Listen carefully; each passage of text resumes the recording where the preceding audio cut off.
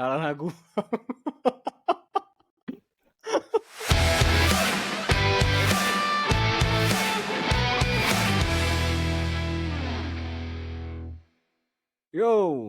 kita ketemu lagi di podcast Merubah Nasib. Di sini udah ada Laurentius Judianto, kepanjangan kayaknya. Panggil Lauren lah. Halo Bro Lauren, ini Ferry juga teman gue yang udah bekerja keras, nggak terlalu bekerja keras lah ya. Mencoba mencoba membuat podcast ini mungkin berhasil gitu Bro Lauren gitu.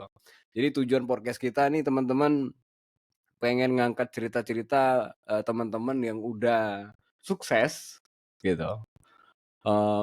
Sukses definisi kita lah ya, mungkin definisi kalian juga belum ya nggak tahu lah, tapi definisi kita nih definisi gue lah gitu. Beberapa teman-teman yang kita undang itu udah sukses merubah nasib mereka. Yang ya ada yang dari Indonesia sekarang udah tinggal di Belanda gitu. Nah, salah satunya si Bro Lauren ini udah juga tinggal di Belanda hari ini. Bang Ferry juga tinggal di Belanda dan ya mungkin Bro Lauren lu kenalin diri lah. Aktiviti lo hari ini gitu, Boleh, ngapain boleh. lu terdampar di Belanda gitu kan. Ya, terima kasih atas kesempatannya. Nama saya Laurentius, saya asli dari Surabaya, Surabaya, jadi masih agak oke. mendok dikit ya. Nggak akan hilang itu sih sampai sekarang di Belanda. Nggak akan men, nggak udah melekat tuh. Ini juga baru pertama kali ikutan podcast, jadi tolong dimaafkan bila ada yang salah-salah. Yang penting agak lucu Eh, men, yang penting agak lucu lah, coba lu agak lucu lah, gua tahu lu boleh, kurang boleh, lucu boleh. nih. Saya tuh banyak, ceritanya banyak dan sering, ya mudah-mudahan bisa lucu lah. Ya Ayo. mudah-mudahan. Good. Jadi, untuk introduksi nama saya Laurentius, saya masih sekitar umur 33-an. Luar biasa ya, Saya udah sudah di sukses Belanda ya. lebih dari 13 tahun, lebih dari 10 tahun. Mungkin kurang lebih hampir sama mungkin dengan Kak Ferry. Pokoknya sudah cukup lama sih tinggal di sini, hampir setengah hidup saya dihabiskan di Belanda. Iya. Ya seperti itu. Masalah bahasa Belanda saya, jujur saya belum bisa mahir bahasa Belanda, hanya bisa lebih arah membaca, mendengar, tapi inburgering tes Belanda, kartu identitas semua sudah EU long term.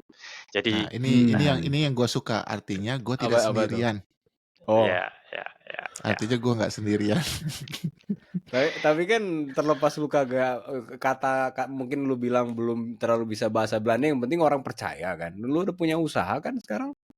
Itu kan yang Wah, udah luar biasa. ya luar biasa tuh kata-kata yang sulit untuk di-meaning, tergantung Oh iya, situasi iya, dan iya. lokasi sih sebenarnya. Tapi intinya jujur kalau boleh bilang saya tuh untuk bahasa kurang begitu mahir. Dalam arti untuk belajar bahasa Inggris itu butuh waktu yang lama. Jujur IELTS dan TOEFL saya aja nggak tinggi-tinggi banget. Mungkin IELTS cuman berapa waktu itu, ngepres semua nilainya. Jadi ya secara bahasa dulu juga belajar bahasa Cina juga lama banget juga nggak bisa-bisa. Jadi bahasa tuh bukan keahlian saya. Termasuk programming juga. Nah, Jadi ini lucunya nih. Ini buat yang nih. yang lagi dengerin, yang lagi nonton nih.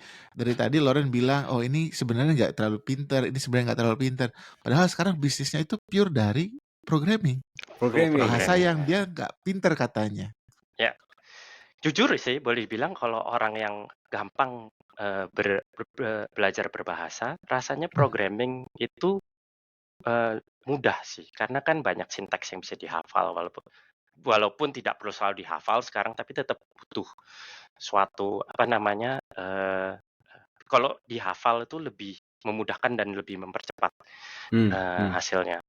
Bagus tidak tuh lebih ke arah konsistensi dan konsistensi usaha dan problem solving skill sih. Tapi mahir berbahasa itu sangat membantu menurut saya. Menurut saya. Jadi Bang, yang berarti kata menguasai bahasa ini itu kan ya mungkin definisi kita orang awam tuh kan menguasai bahasa Inggris, Indonesia, Mandarin. Nah, berarti kan si Lauren ini kan menguasai bahasa pemrograman dong. Ya kan In a itu way. yang ya menurut gue itu kan, Bro, yang bikin lu Tapi menjadi ada tapinya, Anthony. Banyak orang yang lupa. Jadi gini, dan gue juga baru belajar terakhir sih setelah gue kerja.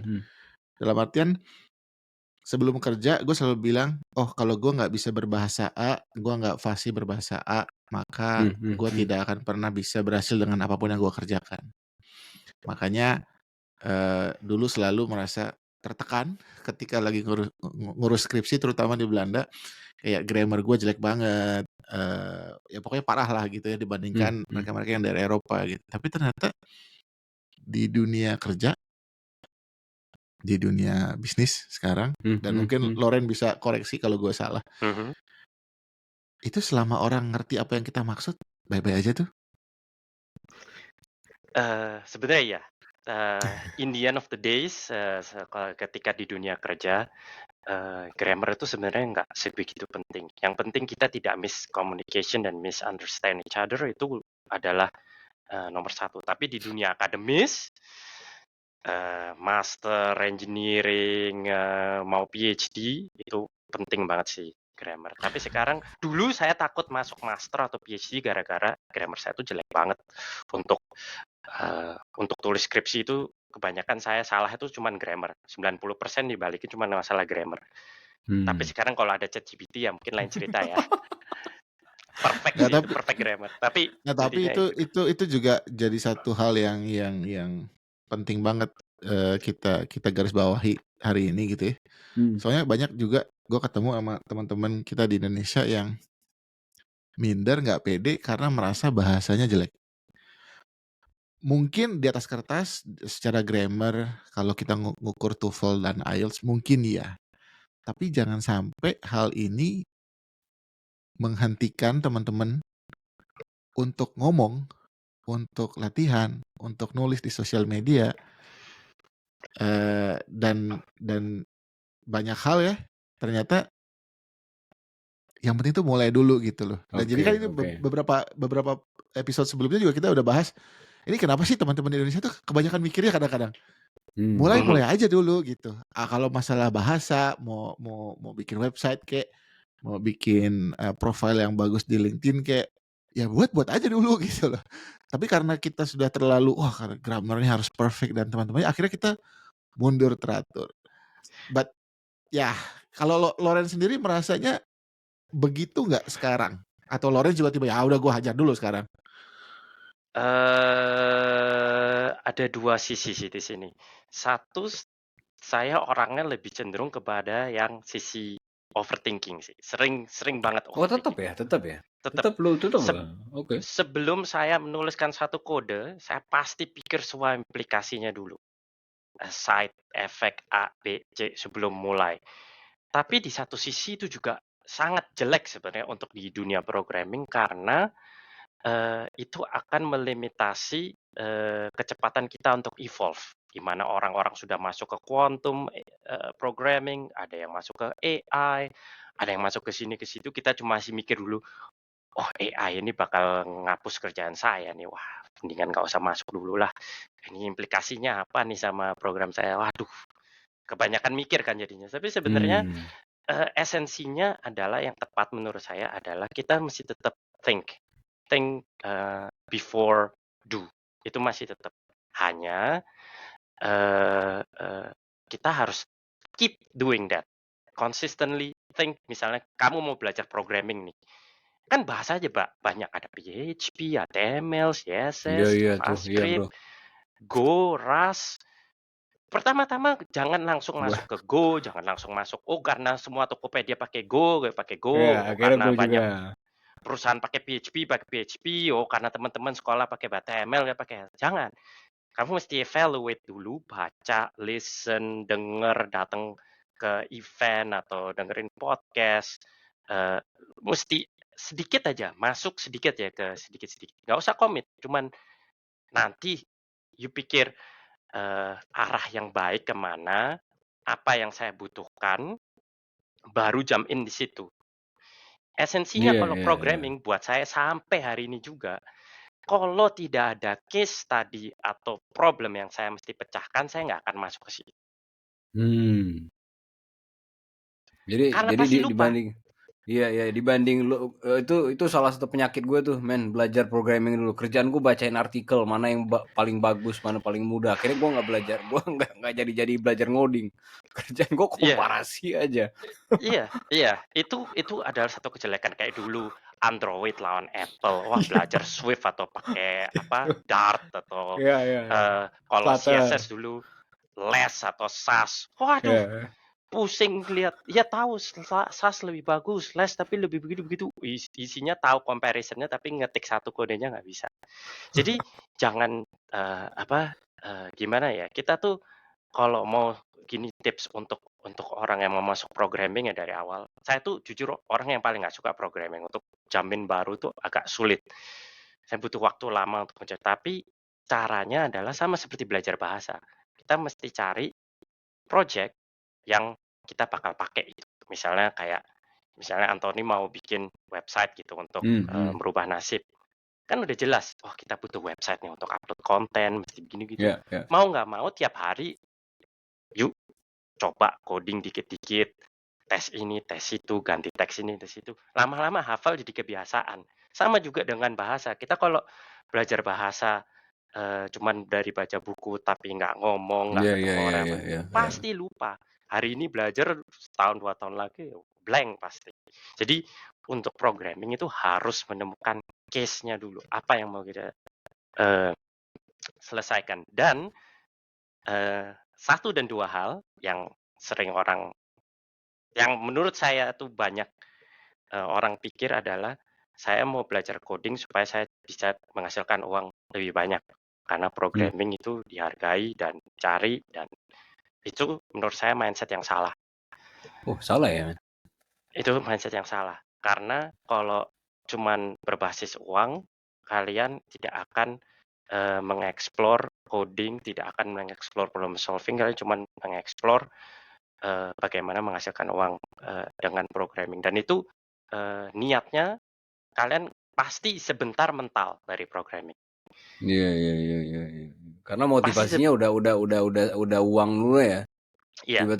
Tiba-tiba ada yang jualan warteg kayaknya lebih gede, pindah ke warteg deh, man. Iya. Iya kan? Karena uang itu posisinya kalian, kalau kalian sudah programming untuk menghasilkan uang, itu artinya kalian dalam posisi kejepit. Jadi, wah gue mesti belajar cepet nih supaya gue bisa masuk cari kerjaan. Padahal coding itu sama kayak belajar bahasa. Lu belajar bahasa Inggris 2 hari udah nggak mungkin lah. Lu mimpi. Jadi lu mesti bisa spend time, mesti bisa sit di depan komputer for very long time. Menurut aku programmer salah satu trait yang penting adalah kamu bisa duduk di depan komputer berjam-jam. Itu aja untuk beberapa orang udah nggak mungkin. Belum codingnya. Untuk natap komputer 12 jam sehari, 8 jam sehari aja udah susah. Tuh untuk pindah ke programming sulit banget. Oke, thank you Loren. Bro, kan berarti kan kalau cerita lu kan dengan belajar bahasa programming itu kan merubah nasib. Nih yang menarik nih, tadi sebelum lu datang tadi gue ngomongin si Bang Peri ini ternyata dulu bisa ngoding, men. Dulu katanya dulu bisa ngoding. Dulu waktu muda. Berarti kan Bang Peri sebaliknya, Bang. Lu dari yang bisa ngoding nggak bisa ngoding nih sekarang, berarti ada switching dong bahasa yang lu kuasain gitu. Apa nih gitu? Bahasa bisnis kah? Enggak, bahasanya persis yang tadi Loren bilang. Gua kepepet, cuman waktu itu memang bukan karena uang. Karena tadi seperti, jadi buat teman-teman, tadi kita ngobrol sebelum record itu tahun 2003 sampai 2006 itu sistem SPMB kami yang pegang. Jadi websitenya, pengumuman online-nya itu semua kita yang handle gitu ya, termasuk lembur-lemburnya tengah malam, diserang kiri kanan DDoS dan teman-temannya, itu kita yang urus. Udah biasa. Udah biasa kan. Tetapi gue itu entah Loren kayak gimana, tapi mungkin kayaknya sama. Gue pribadi masuk ke computer science S1-nya itu sebenarnya terpaksa. Karena waktu itu dari SMA pengennya kuliah itu kuliah musik. Karena gue udah sangat senang dengan, gue ikut marching band dulu SMP sampai SMA, kemudian juga ikut orkestra. Gue merasa kayaknya gue kuliah nih mau masuk sekolah musik gitu. Terus pada zaman itu, entah sekarang ya orang tua kamu pilih, kamu mau sekolah apa enggak? Ya udah, karena pilihannya seperti itu, dipaksa seperti itu. Bahkan dulu jeleknya itu gue mikirnya gini, ya sudahlah, gue ambil ini tes SPMB, karena gue tahu susah SPMB, kayaknya bakal nggak lulus nih. Nanti kan kalau nggak lulus, masa orang tua tega lihat anaknya nggak kuliah, ya kan? Ternyata Tuhan berkehendak lain. Gue lulus, gue lulus. Ya udah, jadinya sebenarnya programming itu dan teman-teman itu ya supaya gue lulus aja, supaya ketika nanti S1 terakhir, ya istilahnya ada hasil yang gue kembalikan kepada orang tua gitu. Pergeserannya itu sebenarnya gara-gara Belanda. Jadi jadi setelah lu di Belanda, lu itu bergeser dong. Tapi kan lu tuh mau ngambil komputer science dong. Enggak, gue di Belanda itu ngambilnya Business Information Technology. Oh, tapi tetap nyambung. Ada arah teknologi tetap ada gitu. Karena kayak merasa kayaknya kalau gue langsung lompat ke Master in Finance, Master in Commerce kayaknya nggak nyambung ya. Iya. Jadi masih ada ke arah sana. Lalu disitulah gue mulai terbuka matanya bahwa oh IT itu A sampai Z ya, gede ya. Gue berpikir bahwa oh IT itu cuma programming doang, networking doang, enggak. Ternyata besar.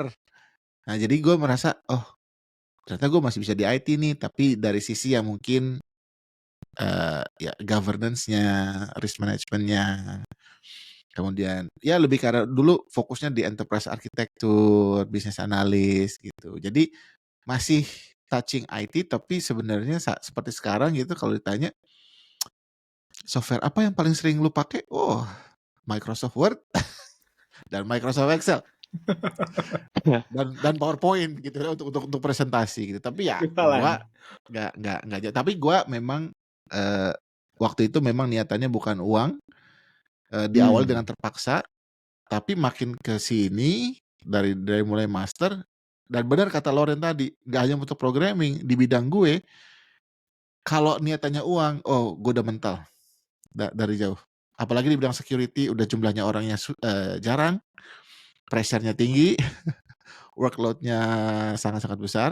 Oh itu udah kalau fokusnya uang udah kepental di awal-awal. Tapi karena niatannya ini kayak seru ya, diulik-ulik ya. Ya udah, muter di situ. Motivasi uang karena pengen ngerubah nasib kan. Gitu. Nah, ya. Sebenarnya kalau dari sisi gue ya, semua orang kebanyakan mayoritas akan mulai dari situ. Apakah salah? Enggak. Karena itu motivasi awal yang lumrah, wajar, dan itu yang kelihatan di depan mata gitu kan. Tetapi yang gua nggak pengen teman-teman terjebak juga dengan ada istilahnya passion. Oke. Ayo kamu mau bekerja harus sesuai dengan passion kamu.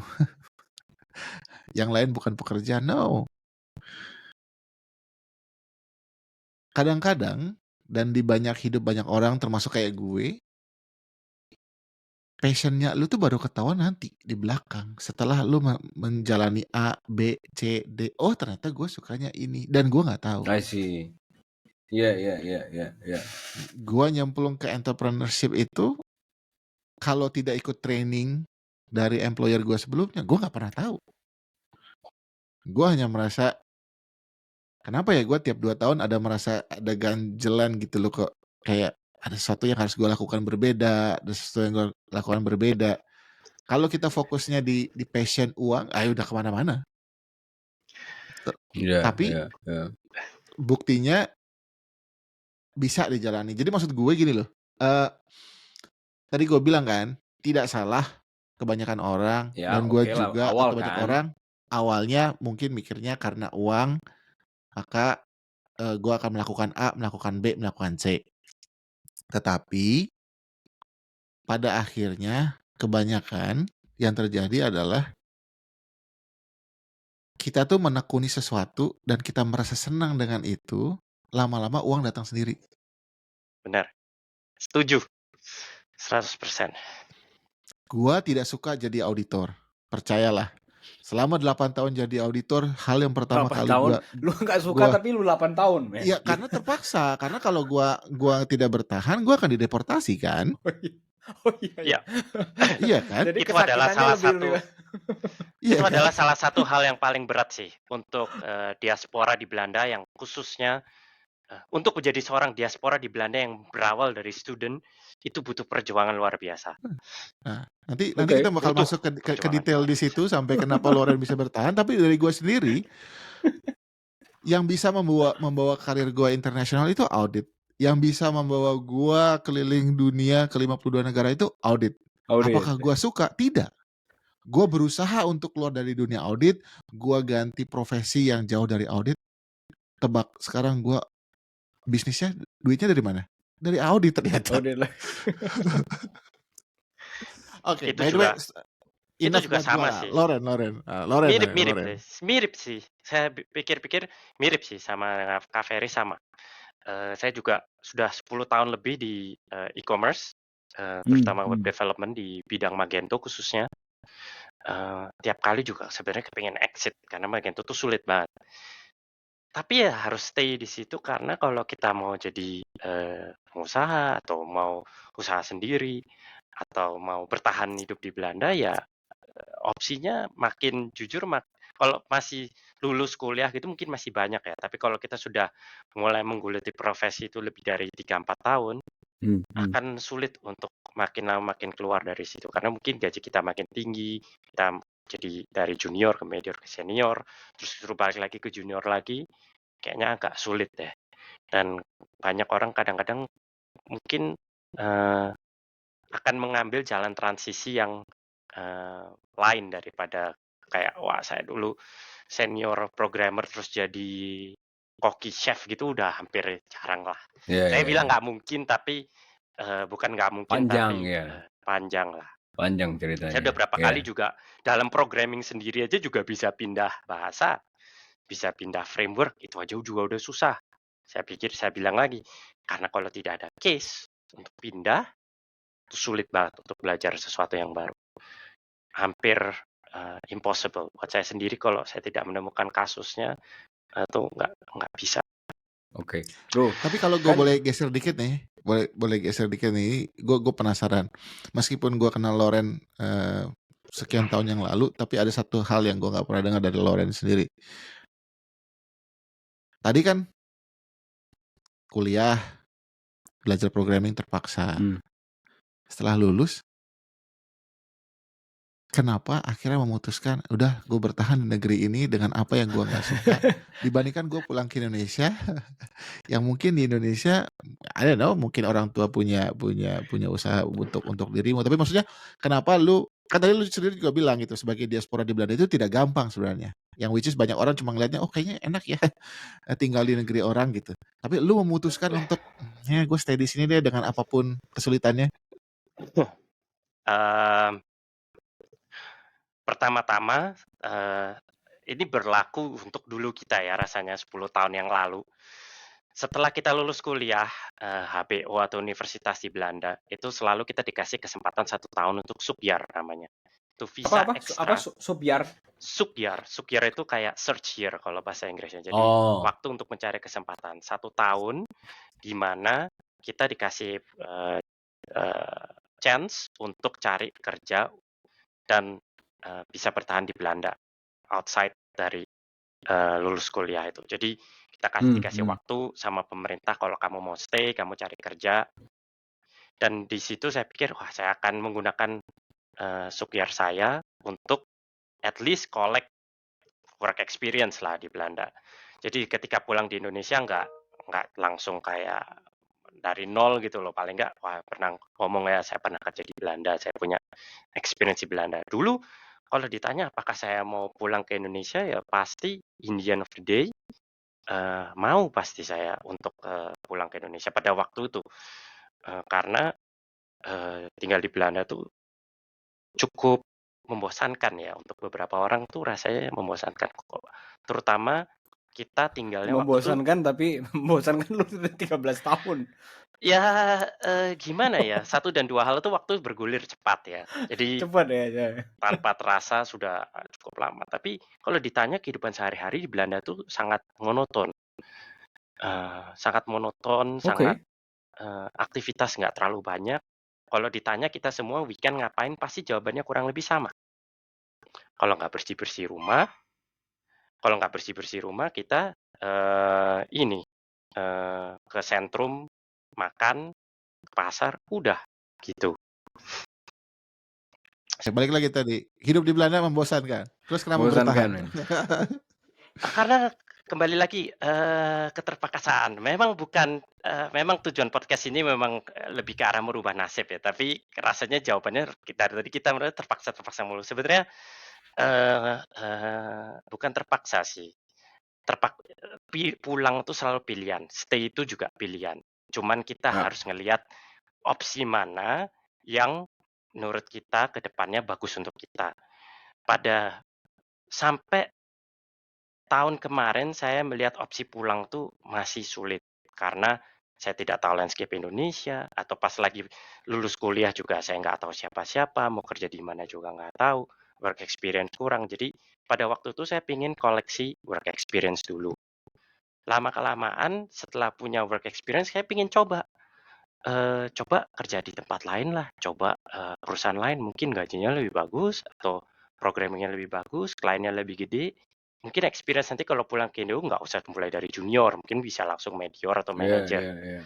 Iya, iya, iya. Lama-lama, opsi itu juga makin lama kayak, oh kita dapat perusahaan baru, kita kerja untuk klien besar di sini. Lama-lama, kenapa kita nggak mulai aja sendiri? Mungkin lebih mudah daripada mulai di Indonesia. Atau kita di sini full control, ada ini, ada itu. Jadi, eee, secara bergilirnya waktu, opsi untuk pulang tuh selalu ada. Bahkan sekarang kalau mau pulang juga bisa, dan kemungkinan besar mungkin dari tahun ini atau tahun depan saya mungkin juga mulai ada klien di Jakarta. Tapi, eee eee, semua tuh tetap pilihan. Cuman kalau ditanya bagaimana cara, kita untuk merubah nasib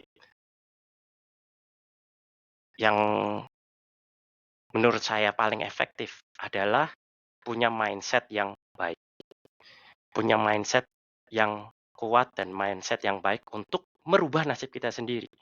Kalau kita yakin ya, kita yakin pada diri kita sendiri, kita kerja, kita selalu tahu, punya ambisi, punya hope, punya kegigihan, pasti kita bisa merubah nasib.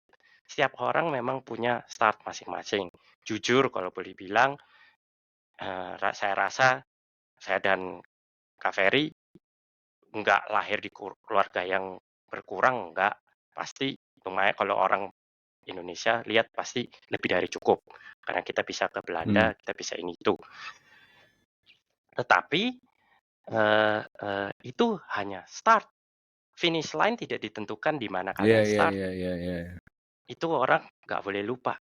Finish line ditentukan oleh siapa yang lari. Kalau kita nggak pernah lari, kita nggak pernah mulai, kita nggak akan finish. Dan untuk merubah nasib itu menurut saya butuh beberapa hal. Pertama, kita butuh yang namanya konsistensi. Kalau kita nggak konsisten, kita nggak bisa. Kita butuh perseverance, yang artinya kita harus bertahan. Terus kita butuh curiosity dan mau berkembang. Jadi kita butuh curiosity. Dan ini semua bisa ngubah nasib kita. Saya yakin. Cocok nih Bang nih jadi motivator balik Indonesia, lu jadi motivator nih, lu cocok men. Lu tinggal majuin ke panggung ya. Ya. Aduh, sebentar nih orangnya masih ngebel. Oh itu tuh bel, gue pikir tuh itu tuh telepon tadi. Gue pikir tadi nada ringtone. Bel. Kayaknya ini gue internet gue udah mulai agak stabil nih, mungkin agak berkurang yang make nih. Mungkin banyak nih. Gak tau ya, gue episode lihat kali ini bakalan banyak editnya. Sorry. Akhirnya dapat juga paketnya. Oh, oke. Nice. Karena boleh dibilang pertama maaf lagi, jadwal pengiriman itu kadang-kadang orang kemarin sebenarnya lebih ke arah kemarin tapi meleset ke hari ini. Dan jujur orang yang biasanya kerja di delivery di Belanda nggak begitu pinter sih. Jadi ya sering miss lah. Perlu disensor nggak nih bagian ini? Ntar lu bahaya lagi dia. Ini orang tinggal di Belanda gitu ngomongin orang Belanda kan. Itu tapi sebenarnya rahasia umum sih, paket salah kirim, paket nggak nyampe, itu sering banget sih. Ada di rumah pun tapi dikirimin surat yang kayak kita nggak ada di rumah gitu. Itu Ya, biasa itu di itu sini. biasa. Lelah dia, mereka lelah. Biasa. Lelah. Itu biasa. Tapi pertanyaan gue nih bro, kalau lu ada tadi kan ada pilihan tuh pasti ada kan. Nah tadi kan lu bilang tuh udah ada calon klien lah di Jakarta ya kan. Calon klien atau udah jadi klien sih? Sebenarnya belum klien sih, tapi ya, secara komitmen sudah ini. mulai ya. Ya, nah pertanyaan gue kan berarti kan ada nih opportunity gitu. Nah, apakah gitu ketika lu udah ngelihat bahwa ini Indonesia menjadi sebuah opportunity buat lu, apakah lu akan ya balik ke sini kah ataukah tetap lu akan stay di sana dan bikin cabang aja di sini gitu? Untuk plan jangka waktu depan itu masih sulit sih. Ketika Anda sudah tinggal di negara lain setengah hidup, pulang itu aku ngerasa kadang-kadang udah bukan seperti rumah. Walaupun saya masih paspor Indonesia. Saya tuh termasuk mungkin kalau nggak penting saya nggak ganti paspor. Karena alasannya saya merasa mungkin ini juga ya kalau kita sering lihat TV atau apa, saya ngerasa pemerintahan Indonesia dan warga Indonesia, kalau ada warga Indonesia yang berhasil di luar negeri itu atau diaspora yang berhasil di luar negeri itu saya rasa yang diinginkan dari Indonesia sendiri, mereka bisa berkontribusi atau bisa pulang untuk berkontribusi kembali kepada negara. Dan ketika kita di posisi seperti ini, itu menjadi salah satu menurut saya motivasi untuk pulang atau untuk mengembangkan teknologi atau coding atau apalah yang ada di Indonesia. Jadi otomatis pasti selalu kepikiran untuk pulang, mungkin for good, mungkin enggak, separuh-separuh bisa, tapi kita nggak pernah tahu. Jujur. Sulit untuk menentukan. Sulit. Tapi gue agree sih. Gue agree dengan apa yang tadi lo bilang home itu. Jadi gue balik tuh bang. Ya gue kan dari Bengkulu tuh. Ya dari Sumatera gue kan gitu. 18 tahun gue dari 18 tahun gue kan kuliah di Bandung tuh. Nah kemarin gitu. Jadi gue coba balik. Teman-teman tuh nggak ada lagi di situ gitu. Jadi gue kayak tetap aja itu tuh kayak ngerasa asing gitu. Meskipun itu kampung gue sendiri, teman-teman gue dulu pun udah cabut gitu. Jadi gue ngerasa bahwa tempat yang sama suasana berbeda gitu. Ya mungkin itu juga yang mungkin gue nggak tahu mungkin akan lo rasain kalau lo pun balik gitu kan. Jadi sebenarnya udah berpindah gitu. Atmosfer yang gitu mungkin tetap aja sama aja, kotanya tetap aja mirip gitu. Tapi atmosfer yang dulu itu nggak ada lagi gitu. Benar. Tapi kalau gue boleh meng-quote kali ya, mengambil inspirasi hasil obrolan dengan Pak Dubes, Loren juga kenal. Enggak, maksudnya karena gini loh. Dulu juga gue selalu berpikiran seperti itu. Oke, makin kesini makin merasa ya, this is my home, as in like istri dan anak-anak saya di sini, lingkungan saya sekarang di sini. Ketika pulang ke Jakarta, pulang ke Bandung, seperti Anthony juga, teman-teman yang dulunya aku kenal udah entah di mana, juga mungkin sudah bukan di Bandung lagi dan teman-temannya. Ternyata perasaan home itu kan lebih karena perasaan ya. Tetapi yang selalu digadang-gadang oleh Bapak Duta Besar Indonesia untuk Belanda itu, dan ini dia mention juga di acara Asosiasi Pengusaha Indonesia yang ada di Belanda waktu itu. Loren juga ada di situ. Dia bilang dengan terbuka ya, maksudnya seorang dubes gitu ya, bukannya malah, kalian harus pulang ke Indonesia, harus berbakti kepada Indonesia, A, B, C. Dia bilang, saya tidak peduli Anda masih WNI atau sudah WNA, selama kalian, dia ngomong gitu, selama kalian membantu Indonesia, baik itu kecil, sedang, besar, saya anggap kalian orang Indonesia. Luar biasa ya. Justru makanya pertanyaannya sebenarnya mungkin bukan hanya lu akan pulang atau enggak. Ya, lebih ke arah kayak sekarang Loren ada mulai nih calon klien di Jakarta, mungkin ketika 1 tumbuh jadi 10, 20, mungkin Loren akan bikin hub lah kan. hub di Indonesia untuk di regio itu, atau bikin sekolah di sana. Kita nggak pernah tahu, tapi Loren tetap di sini. Sama seperti gue sekarang masuk ke Southeast Asia, dari mulai start dari Singapura bisa sebenarnya, Malaysia bisa, tapi kan nggak jauh-jauh sih. Saya orang Indonesia. Ya saya mulai dari Indonesia juga. Ngomong-ngomong Bro Lauren, si Bang Ferry jadi klien gue kan. Ya berarti kan gue bisa bayar gaji karyawan gue kan, tim gue. Berarti dia udah berkontribusi kan berarti kan. Thank you lah. Makan devisa.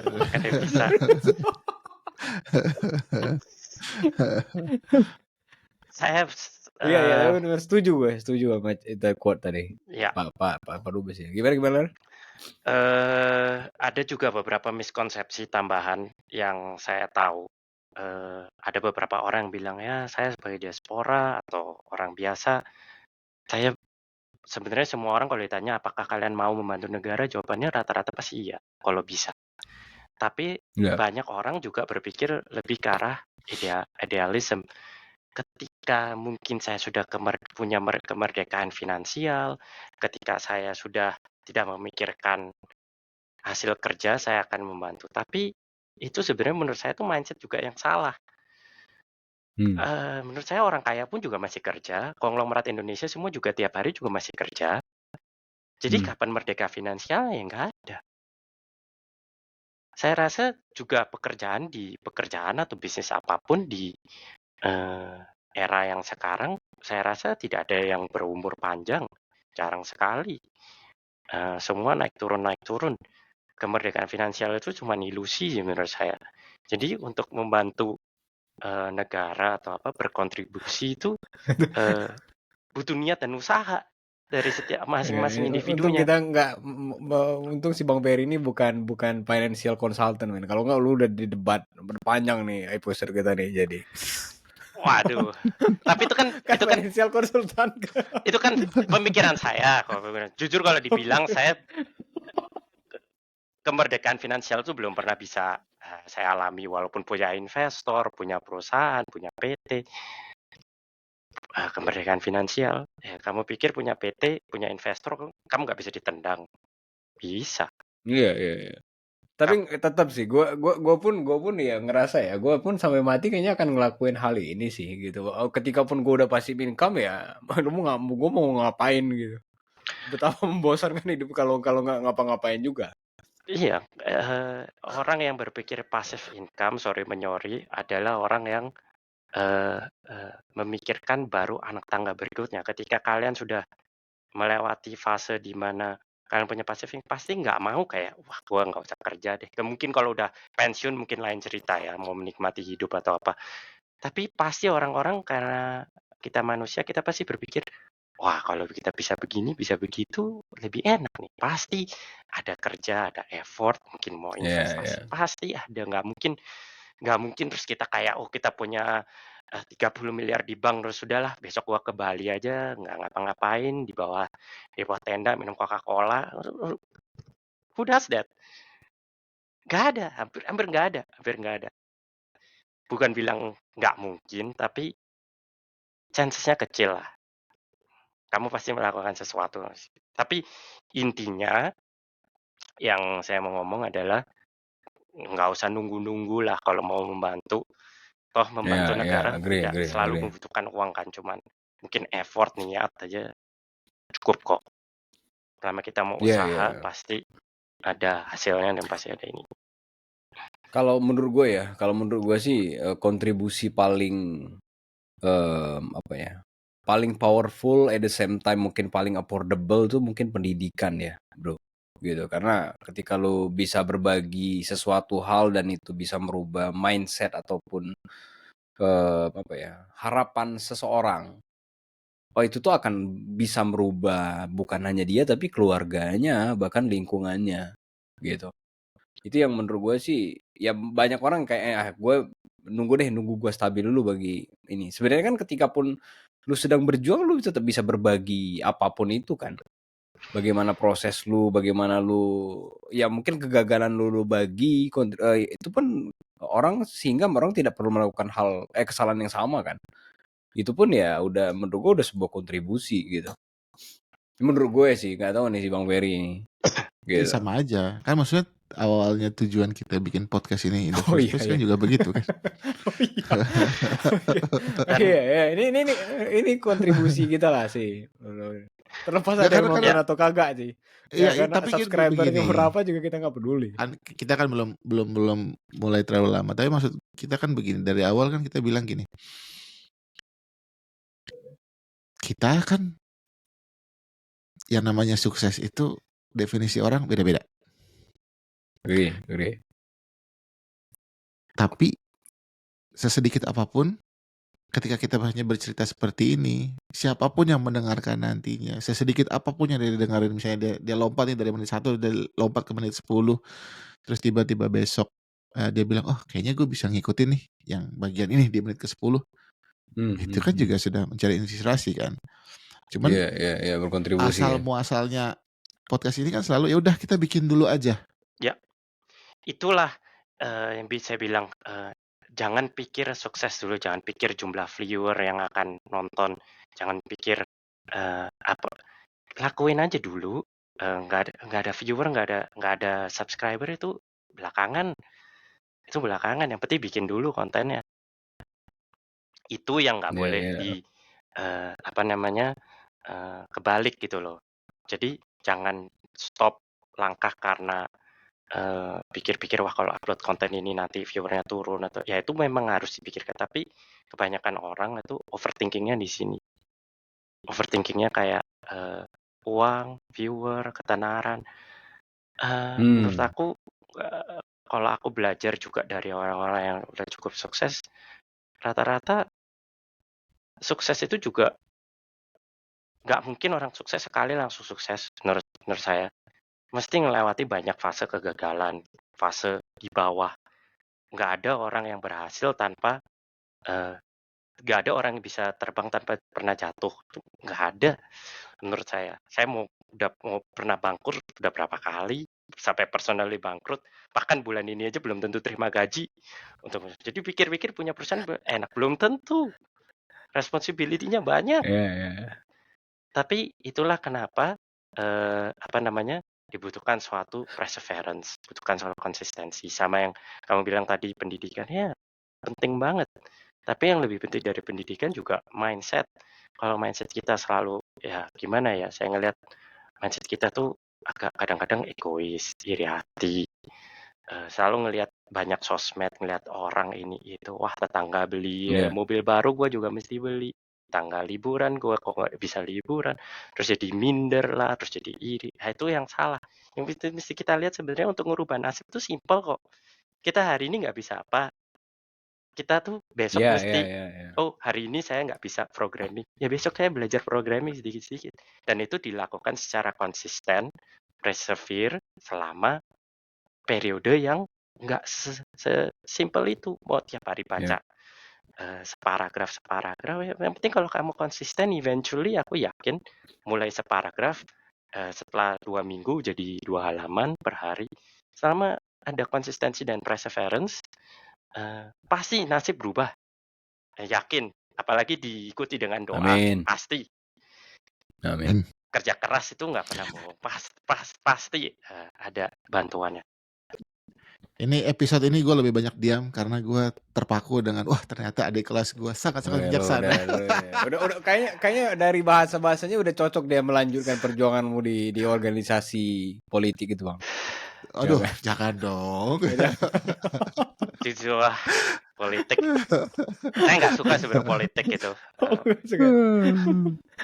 politik itu kadang-kadang menghambat progres, kayak Tapi yang jelas orang-orang seperti Loren, teman-teman diaspora yang muda di Belanda ataupun di negeri yang lain, satu, gue selalu melihat bahwa ya tidak hanya orang muda di Indonesia yang menjadi masa depan bangsa, tapi juga teman-teman seperti Loren yang muda ini kayak part of Aspina dan teman-temannya, banyak kontribusi pemikiran dia yang bisa ditularkan ke pengusaha Indonesia lainnya. Itu satu. Jadi memang teman-teman yang muda ini kontribusinya bisa banyak.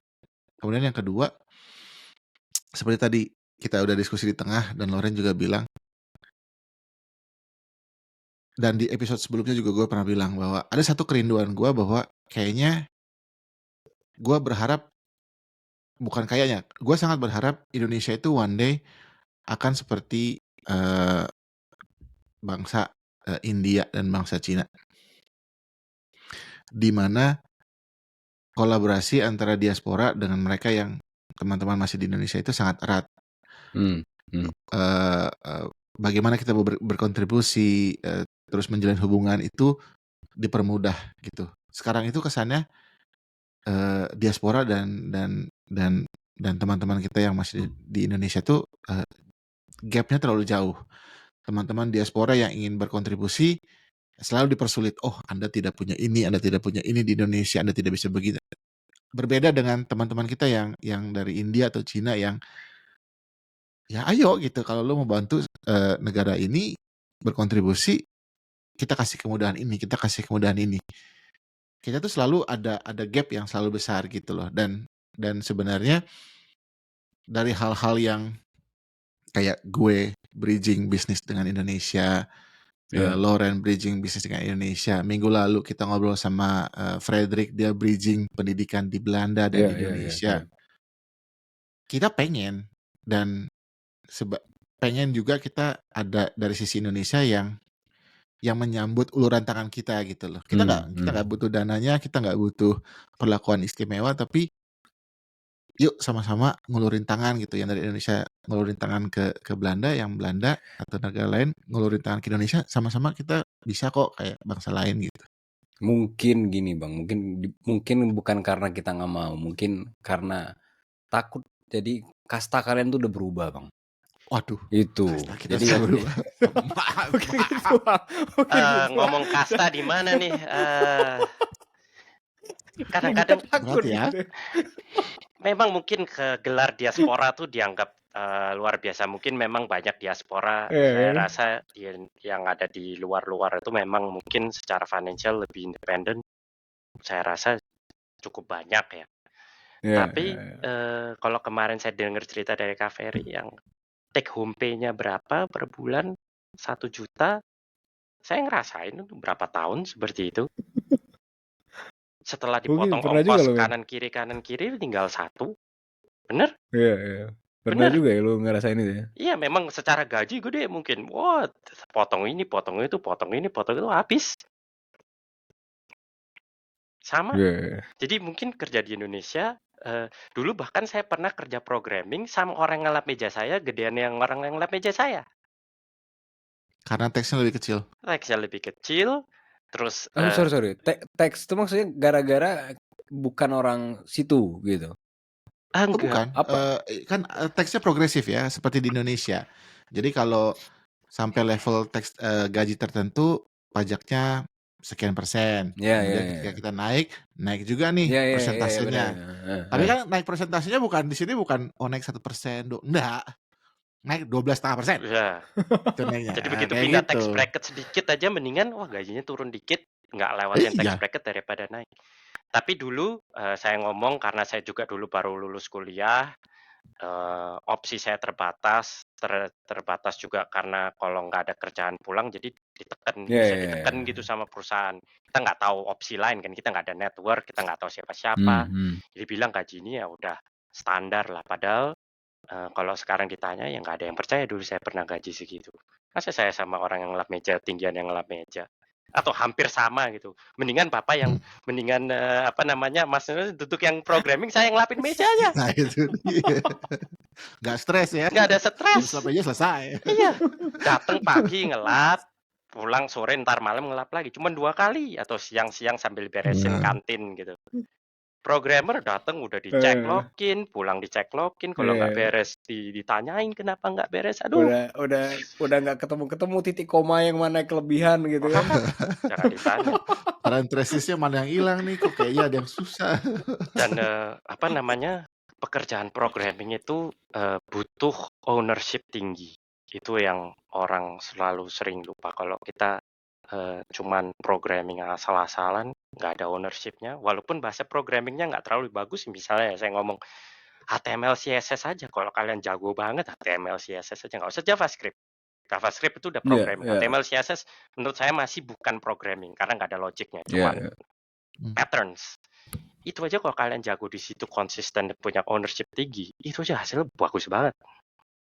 Orang actually buy that. Buktinya kayak Tailwind itu dulu mulainya juga cuman HTML, CSS, format plain, hampir gak ada JavaScript-nya. Itu aja you make a lot of good name, a lot of name. Itu butuh konsistensi, butuh ownership tinggi.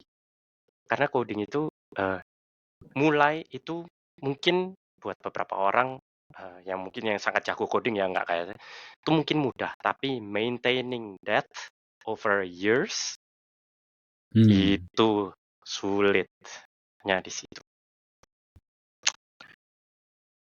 Keren banget. Thank you Lauren. Bro, kita udah over banget kayaknya. Kita sih rencananya biasanya mau cuma 30 menit doang. Ini udah hampir sejam, men. Gitu. Berarti ya kita sangat ya terpesona lah dengan cerita lu gitu kan. Jadi kita cuman lebih banyak dengerin gitu kan. Ya. Oke, dari lu Bang, apa pesan yang apa yang lu pelajarin dari diskusi malam ini nih sama si Bro Lauren? Ya tadi lah, di luar kita pakai bahasa terpaksa. Tapi seperti Lauren bilang tadi, sebenarnya ya perseverance kita tuh grit kita untuk keep di sini dengan apapun yang terjadi. Itu juga satu hal yang menurut gue membuat kita bisa merubah nasib kita gitu. Kalau kita udah selalu ikut dengan apapun yang di depan kita, ketemu tembok, pulang, gerak jalan gitu, ya kita nggak akan pernah kemana-mana. Dan mungkin satu hal yang nggak terlalu banyak dibahas tadi, gue selalu bilang sama teman-teman, sukses itu tuh definisinya masing-masing orang. Agree. Sukses itu subjektif. Jadi kalau kita menjudge seseorang sukses atau enggak, sementara orang tersebut bilang sebaliknya, ya biasa saja. Tapi juga begitu pula sebaliknya. Kita merasa kita belum sukses, orang lain merasa kita sudah sukses. Itu juga biasa aja. Yang jelas, nasib itu balik lagi seperti Lauren bilang, kita yang nentuin akhirnya mau kemana. Ya, kita, meskipun startnya beda kan. Betul. Mungkin satu hal yang gue juga alami sendiri, mungkin Lauren juga karena kita sama-sama mengenyam pendidikan di Belanda ya. Gue merasakan satu perbedaan gitu. Ketika di Indonesia dari kecil, dari SD, SMP, SMA, di mana gue kan datang dari keluarga yang sangat kurang, terus selalu berkompetisi. Entah kenapa society kita tuh sudah mencap duluan seseorang itu bisa sukses atau enggak berdasarkan kita dari mana, orang tua kita pekerjaannya apa, background kita seperti apa, kita masuk sekolahnya seperti apa. Tetapi nasib seseorang itu ditentukannya nanti di garis finish. Mau teman-teman mulainya dari sekolah ITB, UI, ataupun D3, bahkan minggu kemarin kita ngobrol sama Fred yang mulainya dari benar-benar di tepi Danau Toba. Lu aja nggak inget tuh nama universitasnya apa? IT Del. Gue ingat. Tapi maksudnya lihatlah Fred sekarang, bukan lihatlah Loren sekarang, lihatlah Anthony sekarang, bukan yang di belakang. Ya. Gitu Mas Bro. Thank you ya buat waktunya ya. Bro Lauren, lu mau sampein apa nih sebelum close? Kalau mau sampein ya kembali lagi untuk merubah nasib, kembali lagi ke prinsip awal saya itu yang dibutuhkan sebenarnya mindset sih. Mindset kita harus kuat. Persistence, persevere, nggak usah terlalu lihat kanan kiri, fokus sama self development aja. Kalau ketika kita setiap hari develop sedikit-sedikit dan konsisten, pasti hasilnya bagus. Tentu harus diimbangi doa juga, tapi percayalah untuk merubah nasib itu butuh plan, butuh konsisten, butuh persevere. Itu aja. Ya, usaha tidak akan mengkhianati hasil ya, apa tuh? Tidak akan pernah. Ya benar kan? Tidak akan pernah mengkhianati hasil. Oke, thank you. Thank you banget Bang Ferry, thank you banget Lauren udah join our composition today. Ya, ya sampai ketemu di teman-teman. Thank you yang udah watching this episode. Sampai ketemu di podcast kita yang lain. Dan mari kita merubah nasib karena merubah nasib itu mudah jika tahu caranya. Sip. Bye bye. Bye bye.